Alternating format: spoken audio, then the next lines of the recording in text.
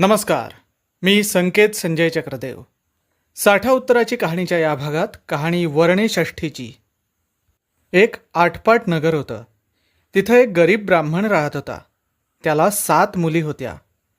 मुली मोठ्या झाल्या तसं त्यानं एके दिवशी त्या ब्राह्मणानं विचारलं, मुलींनो मुलींनो, तुम्ही कोणाच्या नशिबाच्या? त्याच्या 6 मुलींनी उत्तर दिलं, बाबा बाबा, आम्ही तुमच्या नशिबाच्या. 7वी मुलगी होती ती मात्र म्हणाली, बाबा, मी माझ्या नशिबाची. हे ऐकल्यावर तिच्या बापाला राग आला. मग ब्राह्मणानं काय केलं? 6ही मुलींना चांगली श्रीमंत ठिकाणं पाहून दिली आणि थाटामाटानं त्यांची लग्न केली. 7व्या मुलीचं लग्न मात्र एका भणंग भिकाऱ्याशी लावून दिलं. त्याच्या अंगावर व्याधी उठली होती. हातपाय झडून चालले होते. आज मरेल का उद्या मरेल ह्याचा भरवसा नव्हता. आईनं लेकीची